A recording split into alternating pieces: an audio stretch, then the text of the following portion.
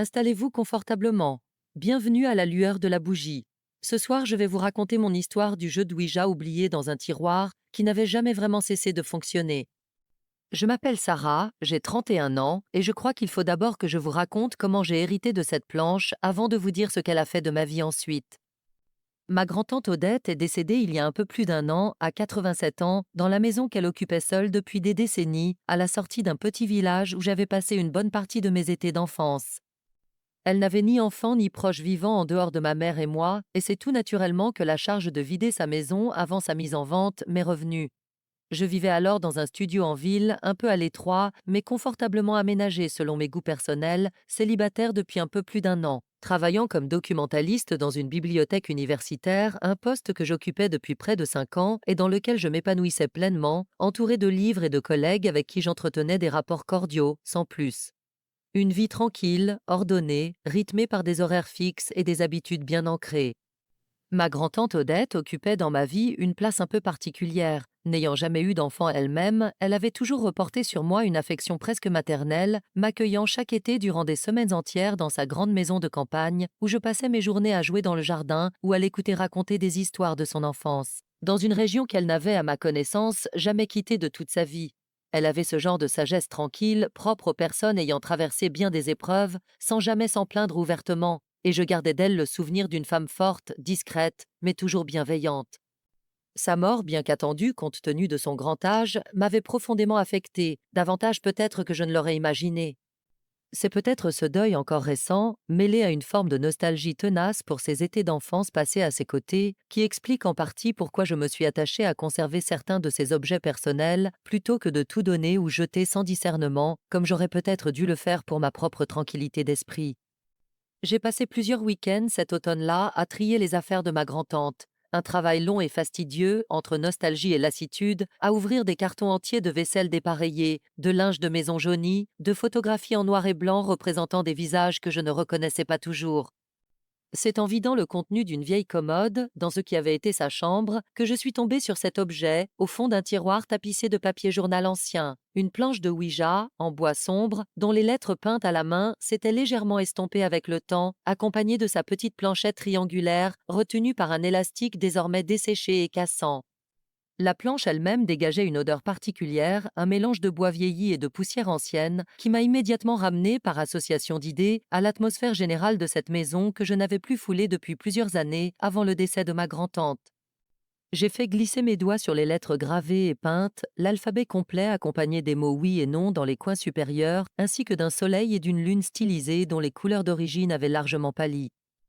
Le papier journal tapissant le fond du tiroir, datant visiblement d'une époque bien antérieure, portait des annonces publicitaires pour des produits qui n'existaient plus depuis longtemps, renforçant encore cette impression d'avoir mis la main sur un objet resté figé dans le temps depuis des décennies. Je n'avais jamais soupçonné ma grand-tante d'un quelconque intérêt pour ce genre de pratique. Odette était une femme pragmatique, peu portée sur les superstitions, catholique pratiquante mais sans excès de dévotion, et je me souviens avoir souri en découvrant cet objet, imaginant plutôt une amie farceuse le lui ayant offert, ou une soirée d'un autre temps où cet objet avait dû circuler, mi-sérieux, mi-amusé, entre quelques convives curieux. J'ai glissé la planche dans un carton destiné à mes propres affaires, sans réfléchir davantage par curiosité sentimentale que par réelle intention de m'en servir un jour. Ma vie à cette époque n'avait rien de particulièrement remarquable. Je terminais mes journées à la bibliothèque vers 18 heures, je rentrais chez moi, je préparais un dîner simple, je lisais ou regardais un film, et je me couchais tôt, aux alentours de 22 heures. Je dormais bien, je n'avais aucun souci de santé particulier, et si je devais qualifier mon état d'esprit général à cette période, je dirais qu'il était plutôt serein, malgré la solitude relative de mon quotidien. Cette solitude, je dois l'admettre, n'était pas totalement subie. Après une rupture amoureuse difficile survenue un peu plus d'un an auparavant, j'avais choisi consciemment de me recentrer sur moi-même plutôt que de me précipiter vers de nouvelles rencontres. Mes soirées, souvent silencieuses, me convenaient parfaitement, ponctuées de lectures, de séries et d'appels réguliers avec Léa, ma meilleure amie depuis les études, qui restait mon lien social le plus constant durant cette période de reconstruction personnelle. Le carton contenant les affaires de ma grand-tante, planche de Ouija comprise, est resté plusieurs semaines sans être ouvert, empilé dans un coin de mon studio avec d'autres cartons similaires que je n'avais pas encore eu le courage de trier définitivement.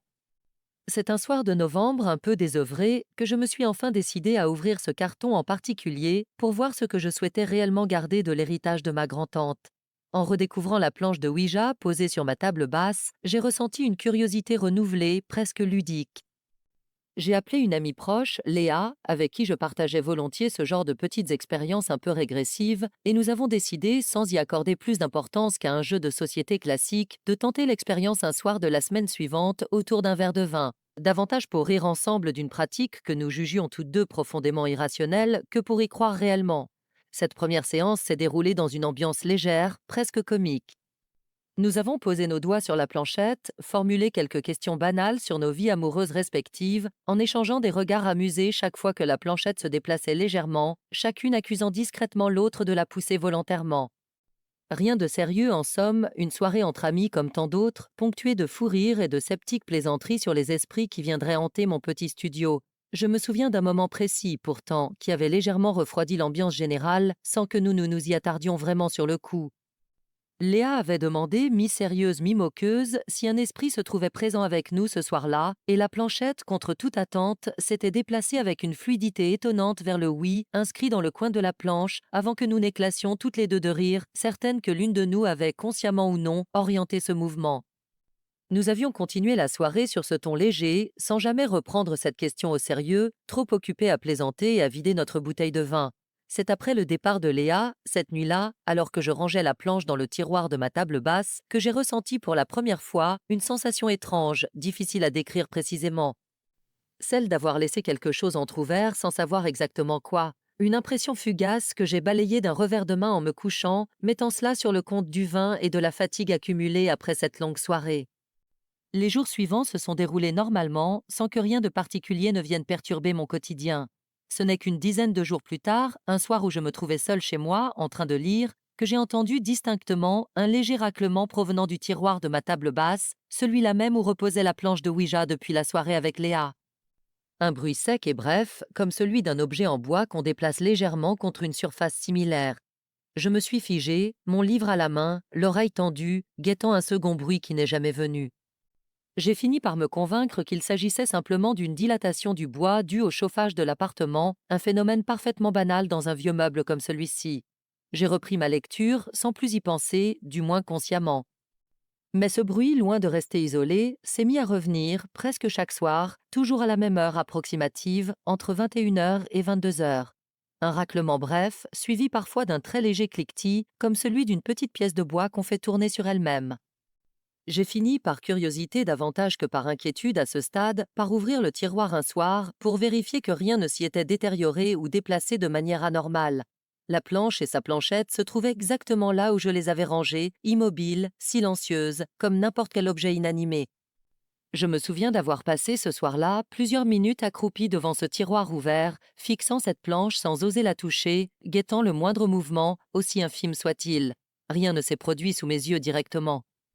Mais dès que j'ai refermé le tiroir et détourné mon attention, occupée à autre chose dans mon appartement, ce même raclement a repris, comme si cet objet attendait précisément que je ne le surveille plus pour reprendre son activité mystérieuse. Ce constat, aussi anodin puisse-t-il paraître raconté ainsi, m'a laissé profondément troublée, avec la sensation étrange d'être délibérément observée en retour par cet objet que je croyais pourtant inerte. C'est au bout de la troisième semaine que les manifestations ont franchi un nouveau seuil, cette fois plus difficile à ignorer ou à rationaliser. Un soir, en ouvrant ce même tiroir pour y ranger un objet quelconque, j'ai remarqué que la planchette, que je laissais toujours posée bien à plat sur la planche, se trouvait légèrement décalée, orientée vers une lettre précise, le O de oui, inscrit dans le coin supérieur droit de la planche. Un détail infime que j'aurais pu attribuer à un simple déplacement accidentel lors d'une manipulation antérieure du tiroir, si ce phénomène ne s'était pas reproduit, identique, plusieurs soirs de suite. Toujours cette même planchette orientée exactement vers ce même oui, comme si quelque chose dans l'obscurité de ce tiroir fermé continuait patiemment de répondre à une question que je n'avais pourtant jamais posée seule. J'ai commencé à partir de ce moment à ressentir un malaise diffus mais persistant chaque fois que je me trouvais à proximité de ma table basse. Une sensation presque physique, comme un point invisible qui semblait irradier légèrement depuis ce meuble, une conscience aiguë de la présence de cette planche, même lorsque je m'efforçais de penser à autre chose. J'ai envisagé à plusieurs reprises de m'en débarrasser purement et simplement, de la jeter avec les ordures ou de la donner à quelqu'un qui ne connaîtrait rien de son histoire. Mais une forme de curiosité malsaine, mêlée à un respect tardif pour cet objet ayant appartenu à ma grand-tante, m'a toujours retenu au dernier moment. Je me souviens en particulier d'un dimanche après-midi où, décidé à en finir, j'avais sorti la planche de son tiroir dans l'intention ferme de l'emballer et de la déposer à la déchetterie municipale dès le lendemain matin. Je l'avais posée sur ma table de cuisine, enveloppée dans un vieux sac plastique, prête à disparaître définitivement de ma vie. Mais au fil de la soirée, un sentiment de culpabilité diffus, difficile à expliquer rationnellement, m'avait progressivement envahi, comme si je m'apprêtais à commettre un geste irrespectueux envers quelque chose ou quelqu'un que je ne comprenais pas encore complètement. J'avais fini par ranger de nouveau la planche dans son tiroir, sans jamais aller jusqu'à la déchetterie comme je l'avais pourtant fermement décidé quelques heures plus tôt. C'est ma propre solitude, je crois, qui a fini par avoir raison de mes dernières réticences. Un soir de décembre, particulièrement morose, après une journée de travail éprouvante et une soirée sans le moindre appel ni message de mes proches, je me suis surprise à sortir la planche de son tiroir, seule, sans Léa cette fois, presque comme on chercherait un semblant de compagnie dans un objet qui, aussi absurde que cela puisse paraître, me semblait désormais habité d'une présence propre. J'ai posé mes doigts sur la planchette, seule dans mon salon faiblement éclairé par une unique lampe d'appoint, et j'ai posé à voix basse une question toute simple, presque puérile. Je souhaitais savoir si quelqu'un, ou quelque chose, se trouvait réellement avec moi ce soir-là.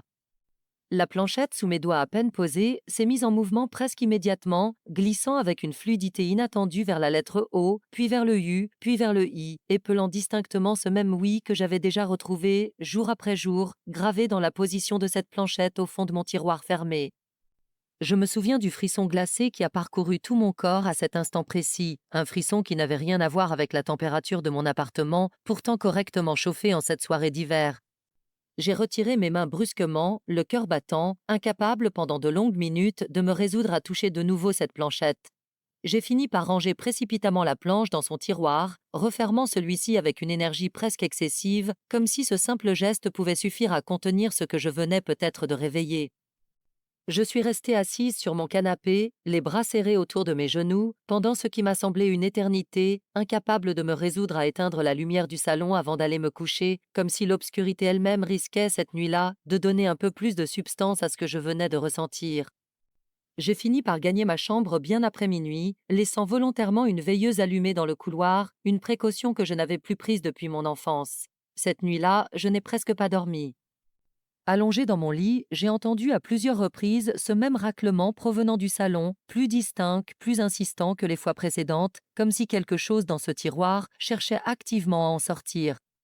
J'ai résisté à l'envie d'aller vérifier, préférant rester recroquevillée sous ma couette, les yeux grands ouverts dans le noir, jusqu'à ce que le sommeil finisse, malgré tout, par avoir raison de mon épuisement nerveux. Les nuits suivantes ont suivi un schéma similaire, de plus en plus intense. Le raclement dans le tiroir s'est fait quotidien, toujours à la même heure, comme un rendez-vous que je n'avais jamais sollicité, mais auquel je ne pouvais désormais plus échapper. Certains soirs, je percevais également, distinctement, un très léger murmure, une voix presque inaudible, indéchiffrable, qui semblait provenir de cette même direction, un souffle chuchoté dont je ne parvenais jamais à saisir le moindre mot précis, malgré toute l'attention que je pouvais y porter. J'ai fini par prendre l'habitude, chaque soir, de m'installer dans mon salon avec un livre ou une série, tentant désespérément de me concentrer sur autre chose, tout en gardant, malgré moi, une oreille constamment tendue vers ce tiroir, guettant l'apparition de ce murmure familier. Cette vigilance permanente, épuisante à la longue, a fini par affecter ma concentration au travail également. Je me surprenais en pleine journée à sursauter au moindre bruit inattendu, comme si mon corps entier restait, même loin de mon appartement, en état d'alerte constant. J'ai fini par en parler à Léa quelques semaines plus tard, redoutant sa réaction, craignant qu'elle ne me prenne pour une personne sombrant dans une forme d'obsession malsaine. Mais elle m'a écoutée avec une gravité qui m'a surprise, elle qui avait pourtant partagé avec moi cette première soirée légère et moqueuse autour de la planche. Elle m'a avoué à son tour avoir ressenti, cette même première nuit chez moi, une sensation étrange en rentrant chez elle, celle d'être suivie par quelque chose qu'elle n'avait jamais réussi à identifier clairement, mais qu'elle avait préféré taire jusque-là, de peur de paraître ridicule. Léa m'a expliqué qu'elle avait, elle aussi, commencé à entendre, certains soirs, de légers bruits inexpliqués dans son propre appartement, situé pourtant à plusieurs kilomètres du mien, dans un immeuble totalement différent. des craquements de parquet qu'elle ne parvenait pas à expliquer, une sensation occasionnelle d'être observée alors qu'elle se trouvait seule chez elle. Elle avait mis cela, m'a-t-elle confié, sur le compte du stress lié à son travail, sans jamais imaginer un seul instant que cela puisse avoir un quelconque lien avec cette soirée que nous avions partagée ensemble, jusqu'à ce que je lui raconte à mon tour ce que je vivais depuis des semaines. Cette confidence, loin de me rassurer, a considérablement amplifié mon inquiétude. J'ai compris que ce que j'avais peut-être réveillé, cette fameuse première soirée, ne s'était pas contenté de rester confiné à mon seul appartement, mais avait potentiellement touché d'une manière ou d'une autre quiconque avait posé les mains sur cette planchette ce soir-là. Cette idée m'a hanté plusieurs jours durant, me faisant redouter d'avoir, sans le vouloir, entraîné mon amie la plus proche dans une situation dont j'ignorais moi-même la véritable portée et dont je me sentais désormais seule responsable, puisque c'était bien moi qui avais proposé ce fameux soir de sortir cette planche de son tiroir. J'ai commencé à partir de ce moment à mener mes propres recherches sur l'histoire de cette planche, espérant comprendre d'où elle provenait réellement et surtout ce que ma grand-tante avait bien pu en faire durant toutes ces années où elle l'avait conservée, cachée au fond d'un tiroir. J'ai interrogé ma mère, qui se souvenait vaguement d'une histoire ancienne, remontant à la jeunesse d'Odette, évoquant une amie proche de ma grand-tante, une certaine Marthe, disparue tragiquement dans des circonstances que la famille n'avait jamais vraiment éclaircies publiquement, préférant, comme souvent dans ces générations plus anciennes, enterrer ce genre de drame dans un silence pudique plutôt que de les exposer. Ma mère, en me racontant ce qu'elle en savait, semblait elle-même hésiter à raviver ce sujet, comme si elle percevait, sans se l'expliquer clairement, une gêne persistante autour de cette histoire familiale. Elle m'a confié que le prénom de Marthe n'était jamais évoqué ouvertement lors des réunions de famille et que toute allusion, même indirecte, à cette période de la jeunesse d'Odette semblait systématiquement détournée vers un autre sujet, comme par un accord tacite entre les aînés de la famille dont ma mère elle-même n'avait jamais vraiment saisi l'origine précise, se contentant, enfant, d'observer ce malaise sans jamais oser poser de questions plus directes. Ma mère m'a raconté que selon ce qu'elle avait pu comprendre enfant, en surprenant des bribes de conversation entre adultes qu'on ne lui expliquait jamais complètement, Odette et Marthe s'étaient adonnées, jeunes femmes, à quelques séances de spiritisme. Une pratique assez répandue à l'époque dans certains cercles d'amies curieuses, avant que Marthe ne disparaisse subitement, quelques mois plus tard, dans des conditions que la famille avait toujours qualifiées, avec une prudence excessive, d'accidentelles. Je n'ai jamais pu obtenir de détails plus précis sur cette disparition, tant ma mère elle-même n'en connaissait que des bribes fragmentaires, transmises de manière allusive par une génération qui préférait taire ce genre d'histoires plutôt que de les raconter clairement. Mais dans mon esprit, déjà fragilisé par des semaines de manifestations inexpliquées, cette information a immédiatement pris une résonance particulière. Et si cette planche, plutôt que d'avoir simplement été rangée et oubliée par ma grand-tante après cette tragédie, avait au contraire continué, toutes ces années durant, à maintenir un lien ténu, ininterrompu, avec quelque chose que ma grand-tante elle-même n'avait jamais réussi ou jamais voulu faire cesser définitivement? Cette hypothèse, aussi troublante fût-elle, m'a poussé à agir différemment. Plutôt que de continuer à fuir cette planche en espérant vainement qu'elle cesse d'elle-même ses manifestations nocturnes, j'ai décidé, une nouvelle fois seule, un soir de janvier, de reprendre contact délibérément, dans l'espoir d'obtenir enfin des réponses claires sur ce que je côtoyais depuis des semaines, sans jamais oser véritablement l'affronter. J'ai posé mes doigts sur la planchette et j'ai demandé directement si l'entité qui se manifestait ainsi portait le prénom de Marthe. La planchette, presque instantanément, a glissé vers le haut, puis le U, puis le I une nouvelle fois, ce même oui reconnu et redouté, mais cette fois accompagné d'un mouvement plus vif, plus appuyé, comme porté par une forme d'urgence ou de soulagement, à être enfin identifié correctement après tant d'années de silence. J'ai poursuivi mes questions, le cœur battant, mais désormais résolu à aller jusqu'au bout de cette confrontation. J'ai demandé ce que Marthe attendait de moi, ce qu'elle cherchait à travers ces manifestations répétées. La planchette s'est déplacée lentement, méthodiquement, épelant lettre après lettre un message que j'ai retranscrit fébrilement sur un carnet posé à mes côtés. Pardon. Odette. Parlez. J'ai relu ce message plusieurs fois de suite en tentant d'interpréter chaque mot séparément avant de comprendre qu'il fallait probablement le lire comme une phrase incomplète, typique de ce genre de communication où les esprits, si tant est que l'on croit en cette possibilité, semblent souvent s'exprimer par fragments plutôt que par phrases construites. J'ai relevé la main de la planchette quelques instants, le temps de reprendre mon souffle et de noter soigneusement chaque lettre obtenue, avant de reposer mes doigts pour poursuivre cet échange qui me semblait, à mesure qu'il avançait, de plus en plus chargé d'une émotion que je ne m'attendais pas à ressentir face à un simple morceau de bois peint. Ce message sibyllin, que j'ai relu de nombreuses fois cette nuit-là, m'a laissé profondément perplexe. Je ne comprenais pas immédiatement ce que Marthe cherchait à me communiquer, mais une intuition, difficile à formuler clairement, me soufflait que cette entité cherchait moins à me nuire qu'à obtenir, par mon intermédiaire, un pardon ou une réconciliation qu'elle n'avait jamais pu obtenir directement de mon vivant, ou plutôt du vivant de ma grand-tante, décédée avant d'avoir pu elle-même clore définitivement cette histoire.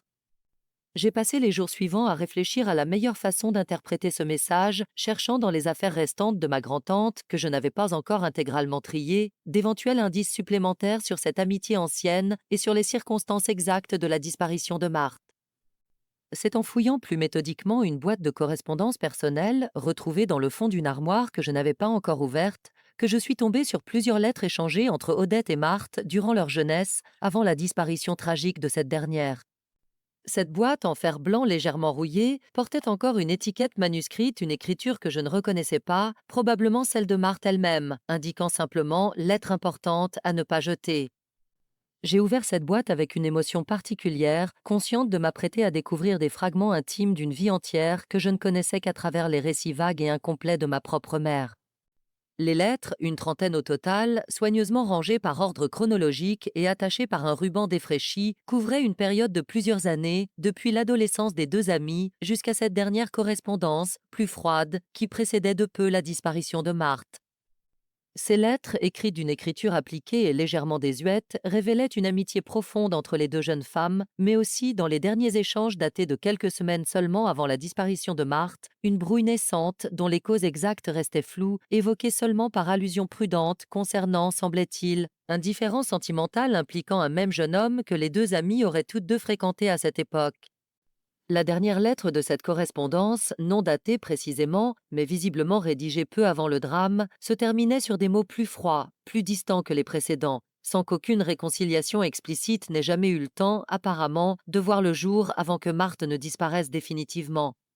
J'ai relu ces lettres à plusieurs reprises, cherchant à comprendre, entre les lignes prudentes et pudiques de cette correspondance d'une autre époque, la nature exacte du chagrin qui semblait avoir séparé les deux amies. Odette, dans l'une de ses lettres antérieures à la brouille, évoquait avec une tendresse manifeste son amitié pour Marthe, la décrivant comme la personne la plus proche qu'elle ait jamais connue, capable de la comprendre mieux que quiconque, y compris sa propre famille. Ce contraste entre cette affection sincère exprimée quelques mois plus tôt et la froideur soudaine des derniers échanges rendait cette histoire d'autant plus poignante et renforçait ma conviction que cette rupture n'avait probablement jamais été résolue avant qu'il ne soit définitivement trop tard pour l'une comme pour l'autre. J'ai compris, en lisant ces lettres, ce que Marthe cherchait probablement à obtenir à travers ce message répété. Non pas un pardon que je devais lui accorder moi-même, n'ayant naturellement aucune légitimité à le faire au nom de ma grand-tante décédée, mais peut-être simplement la possibilité, longtemps différée, que cette histoire soit enfin entendue, reconnue, et non plus enterrée dans le silence complet où ma propre famille l'avait maintenue durant toutes ces décennies.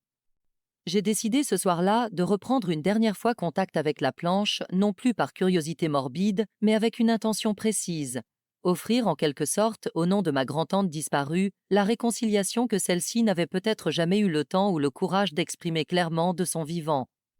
J'ai posé mes doigts sur la planchette et j'ai parlé à voix haute, expliquant que j'avais lu ces lettres, que je comprenais désormais la nature de cette brouille ancienne et que je croyais sincèrement, en l'absence de ma grand-tante, que celle-ci n'avait jamais cessé, au fond, de considérer Marthe comme son amie la plus chère, malgré ce différend resté irrésolu entre elles. J'ai allumé ce soir-là une petite bougie que j'avais posée à côté de la planche, sans trop savoir pourquoi ce geste me semblait nécessaire, si ce n'est qu'il me paraissait plus juste, plus respectueux, d'accompagner ces paroles d'une lumière plutôt que de rester seule dans la pénombre habituelle de mon salon.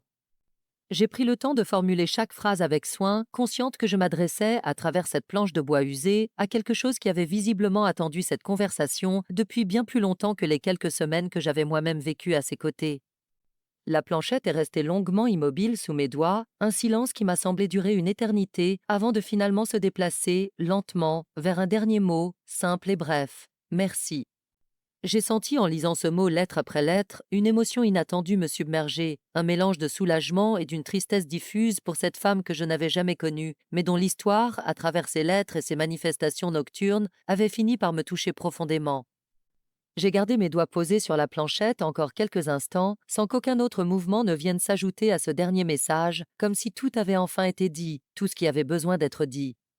Cette nuit-là, pour la première fois depuis des semaines, je n'ai entendu aucun raclement provenant du tiroir de ma table basse. Aucun murmure indistinct n'est venu troubler le silence de mon appartement. J'ai dormi d'un sommeil profond, sans interruption, comme je n'avais plus connu depuis très longtemps. Les jours suivants ont confirmé cette accalmie. La planchette, chaque fois que j'ouvrais le tiroir par simple vérification, restait désormais parfaitement immobile, posée bien à plat, sans plus jamais s'orienter vers cette lettre oui qui avait tant hanté mes soirées. Léa, de son côté, m'a confié avoir également ressenti, sans que je lui ai rien dit de mes dernières séances, une disparition complète de cette sensation d'être suivie qui l'avait tant perturbée depuis notre première expérience commune. Je n'ai jamais réutilisé cette planche depuis. Je la conserve aujourd'hui encore dans ce même tiroir, non plus par peur ou par superstition, mais avec une forme de respect nouveau pour cette histoire ancienne que j'ai contribué, malgré moi, à enfin refermer correctement. Je pense souvent à Marthe, à cette amitié brisée par un différend que le temps et la fierté n'avaient jamais permis de réparer avant qu'il ne soit trop tard, et je me dis que certaines histoires, aussi anciennes soient-elles, méritent parfois qu'on prenne le temps de les écouter jusqu'au bout, même lorsque ceux qui les ont vécues ne sont plus là pour les raconter eux-mêmes. J'ai repensé bien souvent depuis à ma grand-tante Odette, à cette femme discrète et pragmatique que j'avais toujours connue apaisée, presque sereine, sans jamais imaginer qu'elle ait pu porter toute sa vie durant le poids silencieux d'une amitié brisée qu'elle n'avait jamais eu le courage de réparer de son vivant. Je me demande parfois si elle savait, elle aussi, que cette planche continuait de fonctionner, cachée au fond de ce tiroir, et si elle avait elle-même tenté, à sa manière, d'entrer en contact avec Marthe durant toutes ces décennies de silence. Je ne le saurai jamais avec certitude, mais cette pensée, loin de m'effrayer désormais, m'apporte une forme de paix inattendue, comme si j'avais, sans le savoir au départ, accompli pour elle ce qu'elle n'avait jamais réussi à faire seule. Je ne saurai jamais avec certitude ce qui s'est réellement joué durant ces semaines, si j'ai véritablement communiqué avec l'esprit de cette femme disparue plus d'un demi-siècle auparavant, ou si mon propre esprit, nourri par ces découvertes successives dans les affaires de ma grand-tante, a fini par construire une histoire cohérente à partir de coïncidences et de mouvements que j'aurais moi-même, inconsciemment, provoqués. Tant l'esprit humain est capable, dit-on, de prodiges insoupçonnés lorsqu'il cherche désespérément à donner du sens à ce qu'il ne comprend pas. Mais je sais une chose avec certitude, depuis cette dernière séance, ma vie a retrouvé une sérénité que je n'espérais plus retrouver, et je ne regarde plus jamais un tiroir fermé de la même façon qu'auparavant. Merci à tous de m'avoir écouté ce soir. N'oubliez pas de vous abonner à la chaîne à la lueur de la bougie pour ne manquer aucun de nos prochains témoignages. Je vous donne rendez-vous demain soir à la même heure à la lueur de la bougie.